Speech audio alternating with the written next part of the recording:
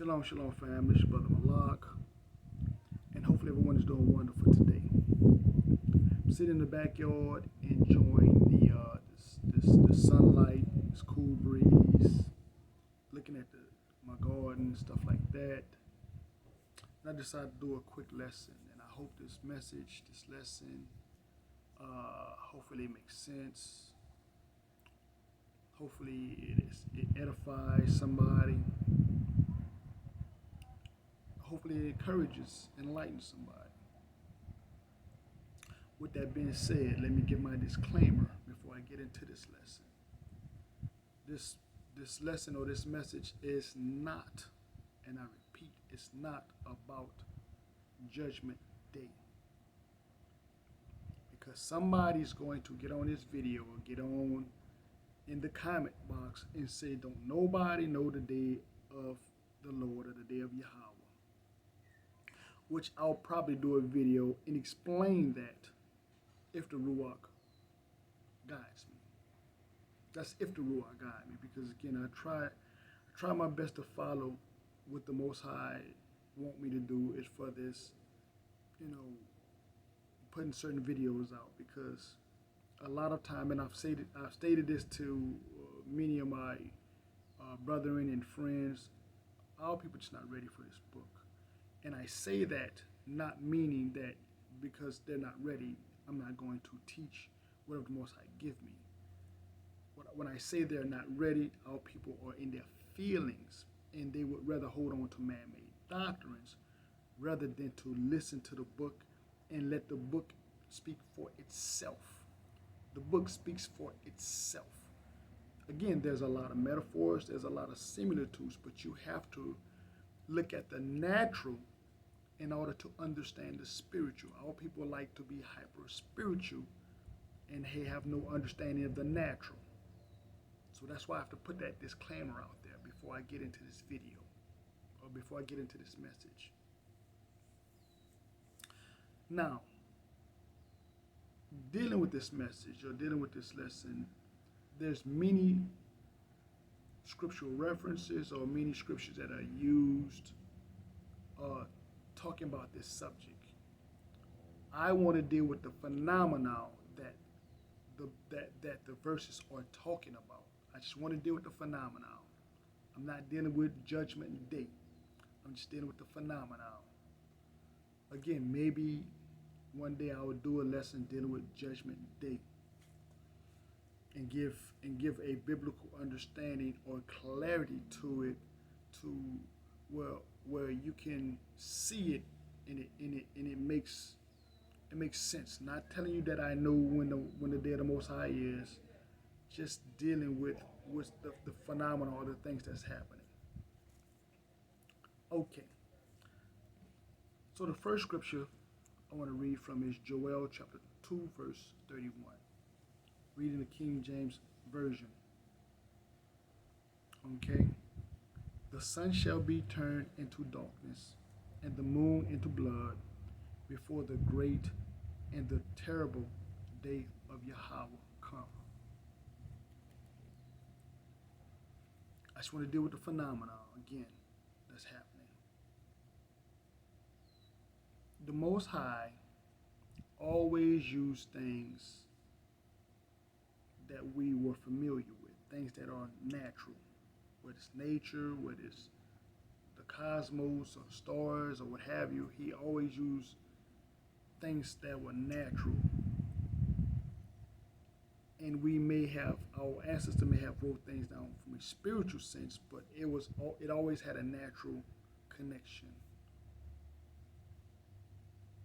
Now, with that being said, the sun rules the day, the moon rules the night, and also the changing of the phases of the moon dictates the month, and the stars dictate the year.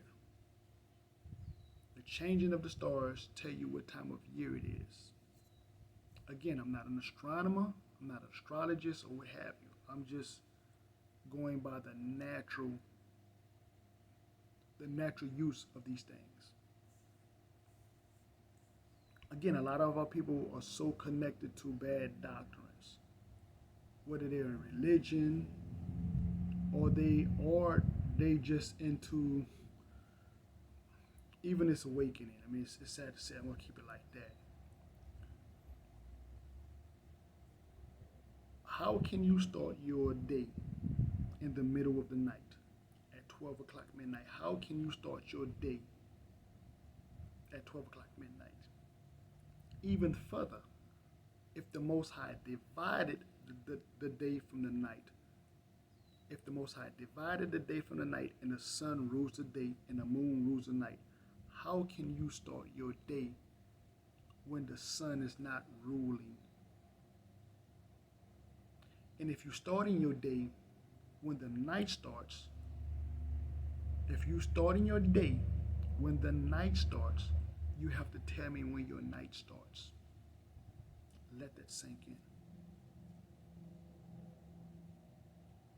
Just let that sink in for a second. Tell you what, let's do this. Let's go to Genesis chapter 1. Genesis chapter 1, verse 14. And Elohim said, let there be light in the firmament of the heaven to divide the day from the night, and let them be for signs, for seasons, and for days, and for years.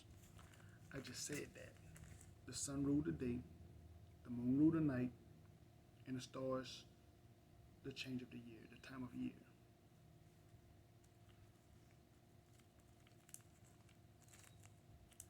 Now,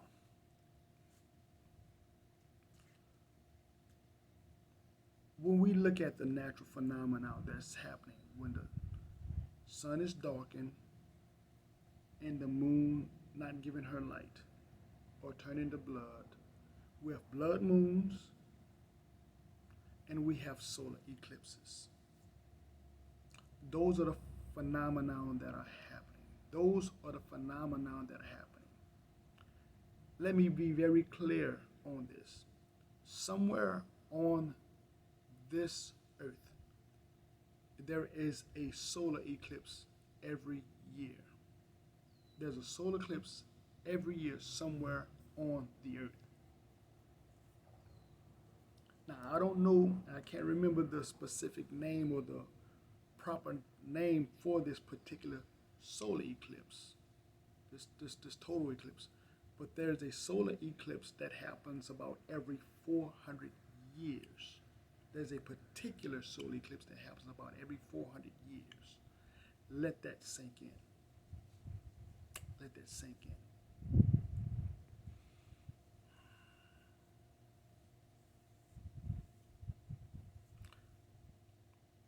Now, in 2017, there was a particular solar eclipse, and I'm not saying that this is the one. I'm just talking about the one that happened in 2017. The one that happened in 2017 happened, I want to say 30, maybe 40 days before Tabernacles. 7 years after that, when that happened in 2017, which would be 2024, is another solar eclipse that's going to be about a week before Passover or Pesach. I want you to let that sink in for a minute. Again, this is not about Judgment Day, so I don't want anybody to say that, oh yeah, you're trying. I'm not saying that. What I'm telling you is that these natural phenomena are signs for appointed times. Tell you what, let's do this here. Let's go to Leviticus chapter 23, verse 1. And Yahweh spoke unto Moses, saying, Speak unto the children of Israel, and say unto them concerning the feast of Yahweh, which ye shall proclaim to be holy convocations. Even these are my feasts. 6 days shall work be done, but the seventh day is the Sabbath of rest and holy convocation. Ye shall do no work therein. It is the Sabbath of Yahweh in all your dwellings. These are the feasts of Yahweh, even holy convocations, which ye shall proclaim in their seasons.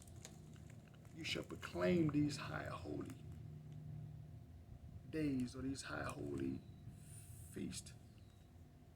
Remember, the sun and the moon and the stars are for signs, for seasons, for days, and for years, for appointed time, for moeds. You're rehearsing. It's a rehearsal. Even if you wanted to make the connection with Judgment Day, if you're not prepared, what good would it do you? Because that's what these appointed times are. They're dress rehearsals, they're appointments. So let that resonate in your head for 1 minute. Because again, I want to just deal with the natural phenomenon. See, this man changed, he changed all that. Like I said, when we look at the celestial bodies are a clock. Just like this man has created a clock, he created this clock understanding the movement of the celestial bodies. He take his clock and he give you appointed times. He give you doctor appointments. He give you times when you need to be at work. When you have to a court appointed, when you got to go to court, or what have you, meeting somebody for a business transaction, whatever. He has set a clock, for scheduling you. When he wants you to, when you need to go to the movies, or so on and so forth. Same thing with the Most High. He created this clock so you can keep time, so you can keep a track, so you can keep on track with his appointments. You know what I'm saying? With his moeds, right? Tell you what, let's get a script. Let's go to Daniel chapter. Again, Salat. Forgive me for the noise in the background. Let's go to Daniel chapter 7, verse 25.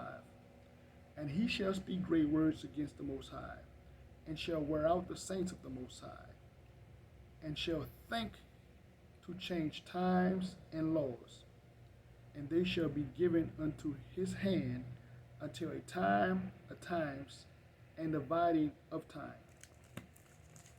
See, he has thought to change time and laws. See, with the Most High, the beautiful thing about the Most High, what he put in motion, can't no man change. See, they can't change the movement of the stars. They can't change when the sun rises and when the sun sets, or when the moon phases. They can't change that. See, he's changed, when the new day is. He tell you the new day is 12 o'clock midnight.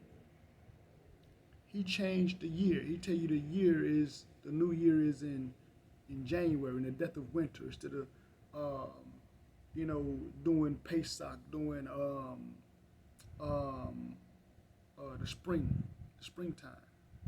He changed the Sabbath. He tell you the Sabbath is the first day of the week instead of the seventh day of the week. Again,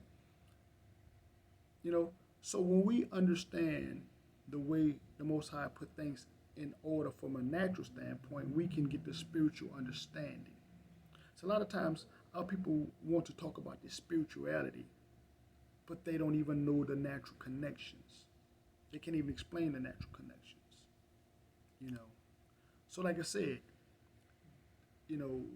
this is about just dealing with the phenomenon, letting you know that when the sun is turning dark and the moon is not giving her light, you're looking at the celestial action, the thing that's happening with these celestial bodies is what they call a solar eclipse.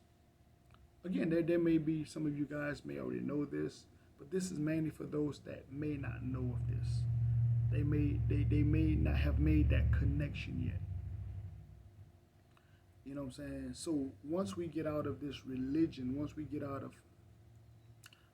this hyper spirituality that we want to always connect with the Bible without understanding the Most High don't he how Paul said, howbeit the natural was first and then the spiritual. You have to understand the natural before you can even get into the spiritual. Now the book is very spiritual, very spiritual. But in order to understand that spirituality, you have to understand the natural and its correlation. You know, like I said, I really want to just touch upon that part of it. You know, maybe if the Most High wants and allows the Ruach to move me, maybe I may deal with um, Judgment Day.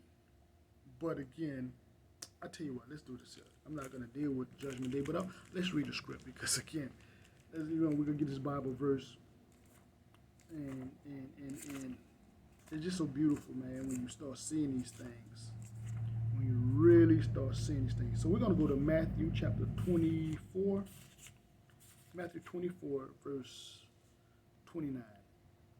Immediately after the tribulation of those days shall the sun be darkened again, and the moon shall not give her light, and the stars shall fall from heaven, and the powers of the heavens shall be shaken.